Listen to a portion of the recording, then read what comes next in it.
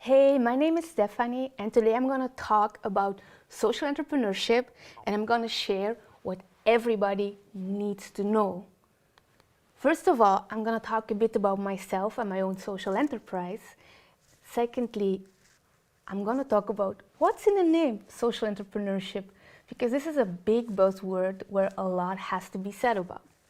Thirdly, I'm going to talk about the evolution and history, because it's quite important to know where we're coming from and where we're heading it. Fourth, I'm going to talk about the purpose and the why of social entrepreneurship, the golden circle of Simon Sinek. And as lastly, I'm going to talk about the social value and the impact, because that's the main goal of social entrepreneurship, to create impact and to get shit done, how the Ice Cube would say. So first, who am I? I'm Stefanie, I'm 33 years old, and I'm a founder of a social enterprise. So I'm a social entrepreneur since 2016, but I'm also a motivational speaker. I founded my own social enterprise in 2016 with the name The Big C, and it stands for Coffee with Impact. I had two main impact goals. One was to empower young people affected by cancer by creating social and economic chances for them to reintegrate them back into society. I myself am a young cancer survivor, which means that I was confronted with all the needs that I had and all the problems that I ran into after my cancer treatment, and society didn't really have any solutions for me back then. So I decided to find a solution myself, and I established a company that would help find a solution. The second main goal was that I really wanted to contribute to a sustainable planet. That means that within my business, we're choosing for ecological choices. For example, we're using organic coffee, we're using organic local milk from the farmer around the corner, we're using compostable coffee cups, and we're truly thinking about how can we make a change and how can we make a conscious decision that helps the planet and that helps the people. Having that said, what's in the name? Social entrepreneurship. Myself, I would like to call it an organized chaos, because there is so many buzzwords being used nowadays. Maybe that's even my biggest frustration, because as a social entrepreneur, I need to justify a lot what I'm doing, why I'm doing it, how I'm doing it, because there isn't any framework, at least not in Belgium. The other side is that there's many frameworks. There is more than 150 definitions of social entrepreneurship or a social enterprise worldwide. It's safe to say that we're still in a research phase, and that's a good thing. It's a really good thing.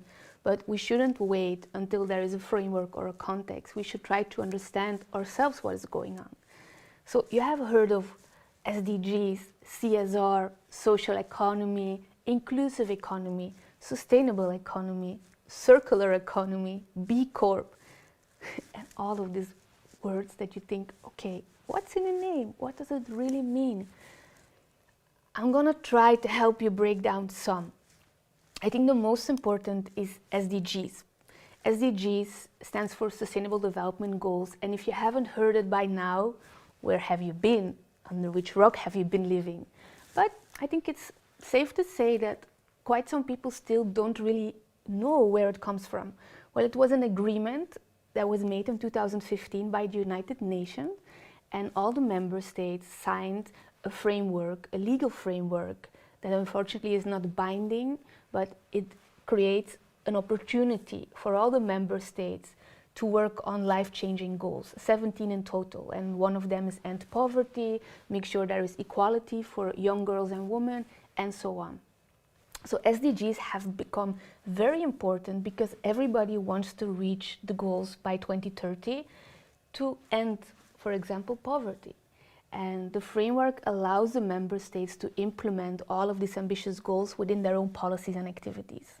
So these are the SDGs. The second very important name is CSR, which stands for Corporate Social Responsibility. In Flemish, or in my language, it stands for MVO, maatschappelijk verantwoord ondernemen. It's the same, so you understand what I'm talking about.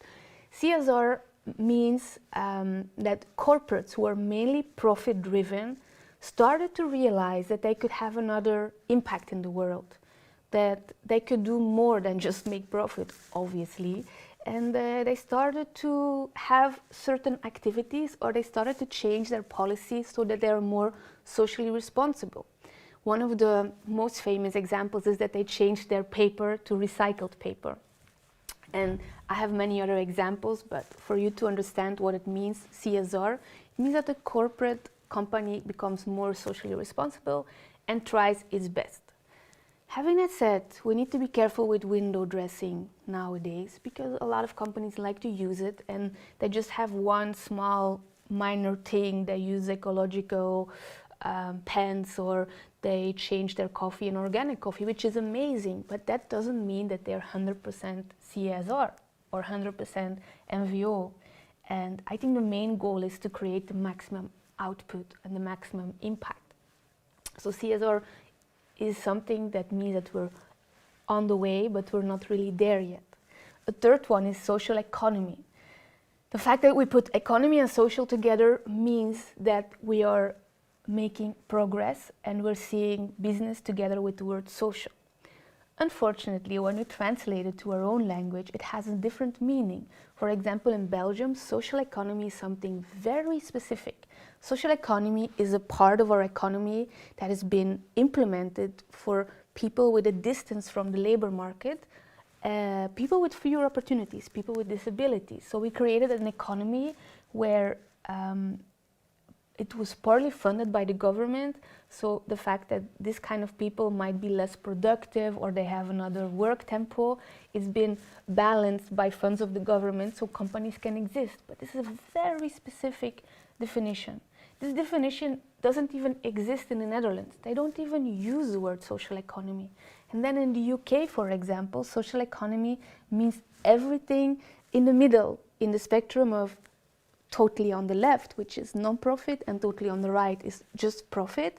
Everything what's in the middle, the third party, is being called social economy. So what's in the name? What are we talking about? When we're in a conference, an international one, and we're talking about social economy, we should truly understand what it means for the person who's talking. Yesterday I wrote an article that the European Commission is making a new definition on social economy, so I'm curious what they will come up with. Another word is circular economy. This has been a trendsetter since last year. Circular means a no-waste economy. It means that we want to have a circle, that we don't want to throw away materials, we want to reuse as much as possible. It was mainly focused on the planet, on saving the planet, but since a couple of months we're also talking about saving people, because talent or human capital should also have a no-waste mentality. So circular economy means we're not leaving anything or anybody behind. We're going for a full inclusiveness with materials, but also with people. And last, I want to talk again about social entrepreneurship, because as I said, it has more than 140 definitions. It is in the research phase. And let me tell you that we already have a new word, and it's called impact entrepreneurship, where we're focusing on impact and not on the word social. So you can understand that this is a mess, this is a chaos, and it's not easy to operate in. And as a social entrepreneur, it's not always easy to present yourself and explain what you're doing. What I always teach, or what I always use, is this model. This is a very important model that will explain a lot. On the left, we have the traditional charity. On the right, we have traditional business. This is how we all know it. Charities work with volunteers, with governmental funds, with grants, with donations. It's purely charity. They don't have any market-based revenue stream. On the opposite, we have the traditional business. It's pure profit. They're just money-driven, and those have nothing to do with each other. But when we have a look at the history in the next slide, you will see how it slowly started, that both worlds started to grow to each other, because at some point the traditional charity that are just a driver for social value realized that if they could make their own money, they could do even more things. good companies and good people that make a lot of money do good things with it. And if you're just independent, or you're just, dependent from donors and the government, then you don't have any sustainability in your existence. And as we know, we're in a financial crisis in the world. So in the charities, a lot of funds are being cut last years. So they're thinking about, okay, we don't want to lose our social value, and there's still so many problems. So how can we create a revenue stream ourselves? So they started to think more business-wise. So they're here. Then the traditional businesses, as I said, they started to implement CSR, the corporate responsibility, and they started to realize, if we're just gonna continue being purely money-driven, our grandchildren will be fucked. Let me tell you that, because we are destroying the planet, we're not respecting people, and we're really destroying a lot of good things. So we need to become more responsible. Where there is a big misunderstanding is the following. Traditional charities start to say we are social entrepreneurs because they have entrepreneurial thoughts and they have ideas, but their main income is still government funds and donors, donations. Then at the other side of the spectrum, the traditional businesses are saying we are social businesses because we are doing good things, so that makes us a social enterprise. But their main purpose is still profit. The definition of a social enterprise for me is when you put people and planet as an absolute priority. You're purpose-driven. You want to have an impact on the people and the planet, and making profit is important to do what you need to do to pay everything that an enterprise needs to pay. But you always need to put the priority on the people and the planet and how you can make positive change there. And you need to be self-sustaining. This is a very important something. You're only a social enterprise when 70 to 80% of your income is self-created. You are generating your own revenue with your business model, and within that social business model, you're creating an impact, and all the profit you make, you directly reinvest into your business. For me, that is a social enterprise. Profits are reinvested, and you have 70 to 80% your own revenue. You can always get some extra seed money from the government for small projects, you know. I'm a big fan of that. But when you are having almost 100% funds and you don't have any business model, you're not selling any products, any services, you're not a social enterprise. At the same time, if you're just putting profit first, and you're making decisions. I'll give you a concrete example. Some business coaches told me, Stefanie, you could have more profit for yourself when you buy cheaper products. You know, if you don't buy organic coffee, the price of your product to buy it yourself is cheaper. If you stop using compostable cups, you reduce the price of all your disposables in your coffee corner, because you're paying twice as much because you have an ecological mindset. So if you can make more, if you want to make more money, you can stop doing all of these things, and the money that is left for you, the profit, is bigger. If I would say, yes, I will do that, then I'm purely money driven and I lose my title of social enterprise. Because if I don't put people and planet at first, and I really want to have social value and matter, then if I don't do that, I'm just purely a corporate, a traditional business. I'm sorry to take a lot of time on this, but really imprint this very good. So whenever you're talking with an NGO, or you're talking with a corporate, a business, and they're telling you we're social entrepreneurs, we're a social enterprise, you can challenge them, you know. You can say, okay, what is your revenue stream? How much money do you make? Who are your funders? Who is giving you money? And so on. As promised, I would also like to talk a bit about the timeline, because social entrepreneurship is nearly new. Especially in Belgium, I can call myself a pioneer. Believe me, we're not doing an easy job, we're doing a dirty job, because as I said, the right and the left are not a very good marriage. From traditions in our history, a charity should not make any money. is literally called non-profit. Don't make any profit. And on the other side, the traditional business, they're mainly money-driven, so they were never focusing on creating impact and being human-driven, for example. So combining the two is really a dirty job. When did it all started? When did we start to talk about social entrepreneurship? Well, we go way back when, I think late 18th century, some scientists started to talk about morals in business. That was the first time morals were mentioned in business, so that it was not merely money-driven and money, let's say. But they started to think about, okay, are we doing the right thing? Are we respecting planet and people and so on? Then, late 20th, something important happened, and this changed everything for us. Ashoka was founded in America. And Ashoka is the first organization, platform, community that defined the word social entrepreneurship. And they saw that there was a lot of people from the charity world that wanted to do good things, that had entrepreneurial ideas, that had good business plans, and if they could multiply their money, they could multiply their impact on the world. So Ashoka started to coach them and give them training so that they could become business people, entrepreneurs. At the same time, they were looking for financial resources to boost them, to have start capital, let's say, seed funding, so that they can truly become a social enterprise. So Ashoka has been around for ages, let's say, and it's still a very important umbrella for us as social entrepreneurs. And when you have reached the level to be a recognized Ashoka member, you know you made it. Then, this was America. America is not Europe, obviously. So, middle 20th century.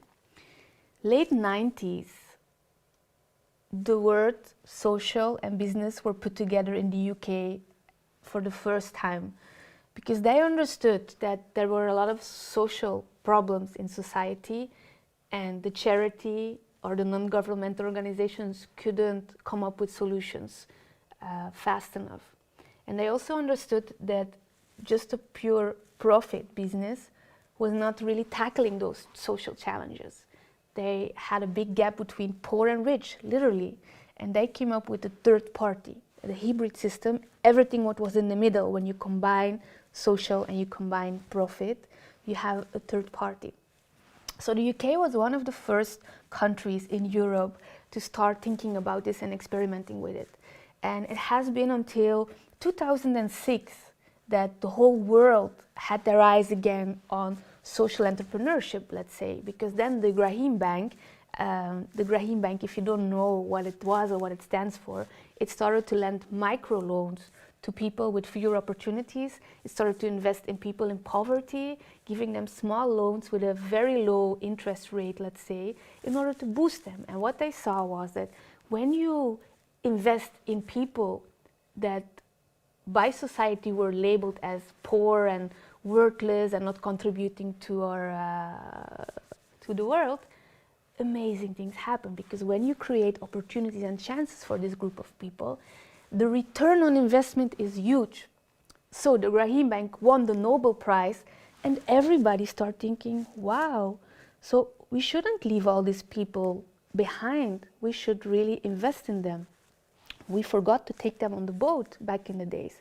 So because of this, more and more attention came on social entrepreneurship, on how to multiply impact and money, and how to use it and give ownership to vulnerable people and make them entrepreneurs and make them find their own solutions for their own problems and make them ambassadors, and everything will change organically, let's say. And it was really happening. In the beginning, nobody really believed in it, but there was huge results. Then, in 2011, the European Commission finally hopped on, and they initiated the Social Business Initiative.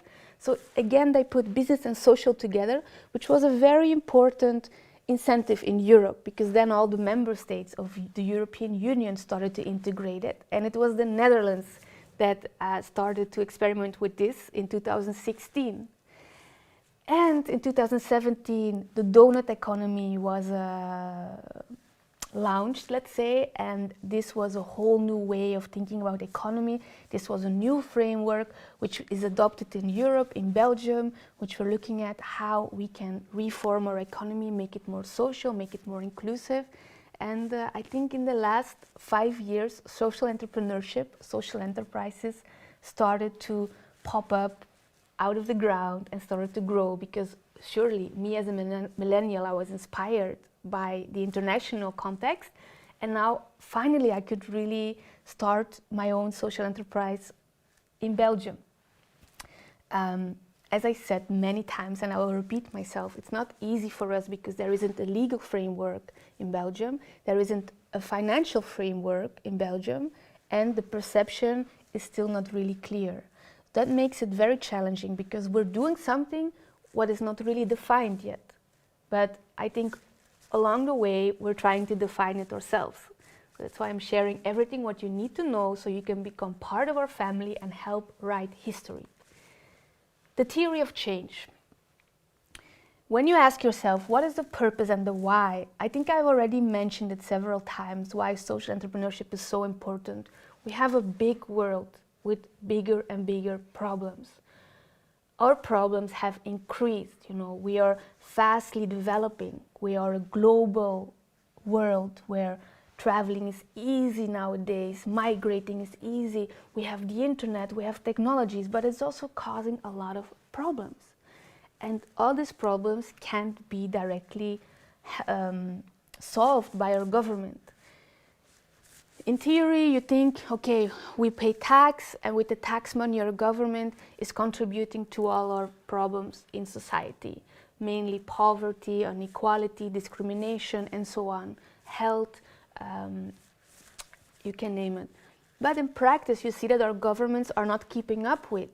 And at the same time, there is a huge evolution in business because it was growing rapidly. So the gap between poor and rich is bigger and bigger and bigger, and our world is so big that we needed a change. We needed to have a change in the world for our planet and for our people, because we were destroying our planet and we were destroying humanity. This is my personal opinion. We were and we're still destroying our planet and our humanity. So a social entrepreneur has the DNA within him or herself that they want to change. They want to change the world. They want to change the mindset of people. They want to change the way how we do things. And the purpose and the why is because we see an injustice. We see a problem. We see something that has not been solved yet, and nobody's taking responsibility. And we're looking for somebody to hold accountable, but at some point you realize, but I'm a world citizen. I'm accountable for what is happening with me. I'm accountable for my own life, for my family, for my friends, for my community. And I can truly strive for a theory of change. I can change people's mindset, mentality, habits, and so on, which have a direct impact on society. For example, I use my coffee brand and my coffee corners to have a theory of change. And I can say that I'm successful in it on a micro level, but at least I am changing and I'm driving change and I'm innovating. And that comes to the last point, the social value or the impact. And we are under a lot of criticism, we as social entrepreneurs, because how do we monitor impact? Whenever they ask me, are you successful? They want to know about my numbers, my accountant, my accountancy. How much did you earn this year? How many new people did you hire? How much profit did you make? Numbers are very easy to monitor, but impact goes beyond numbers. Impact goes beyond just seeing whether you increase in your profit. Impact goes about human capital, the capital of the planet. And that's hard to measure, because how are you going to measure that you empowered somebody?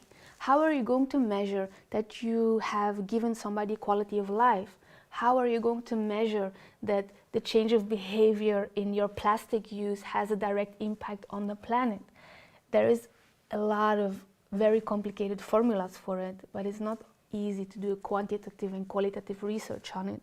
So when you talk about the social value and the impact, some people look down at us like, what are they truly doing? Are you really making a change? And it's a bit sad because when you become a social entrepreneur, you have a double burden. First of all, you're just a business. You need to make money to survive and to sustain. So you're already having the struggle of an entrepreneurship, which is not easy nowadays to start in this economic, very unstable context for us. And the second is that you strive for impact. So the cost that you have is way higher, and the return on investment that you get is not always what you foreseen. And the return on investment is not just numbers, it is much more than that.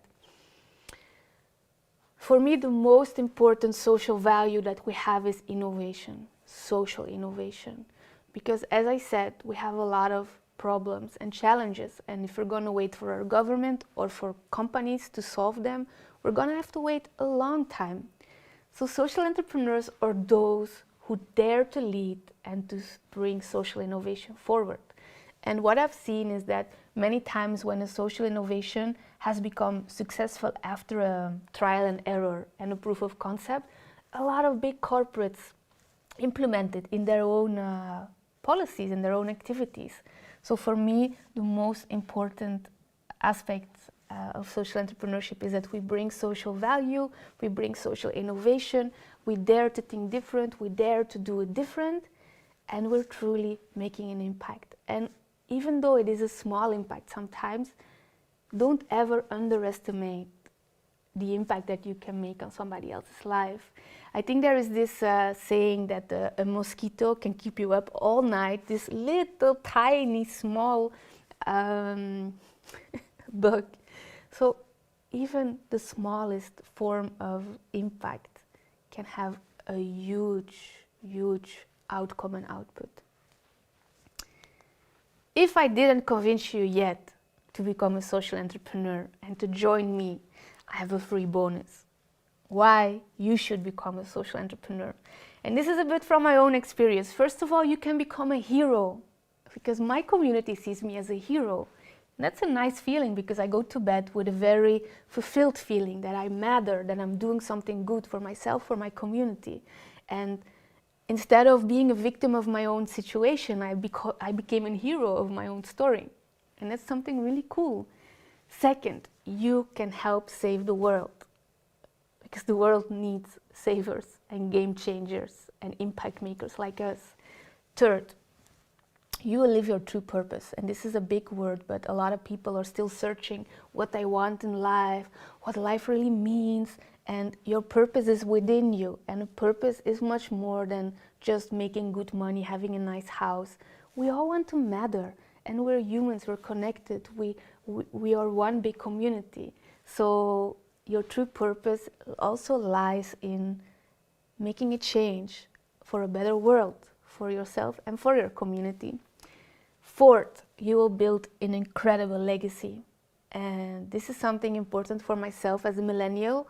When I graduated, I had big dreams and I wanted to work for the United Nations, which I also did, by the way, but then I got cancer and I lost my job, I lost it all. And for me, what I was thinking at a young age, I don't want to die without people knowing who I was and what I did. So I wanted to build a legacy.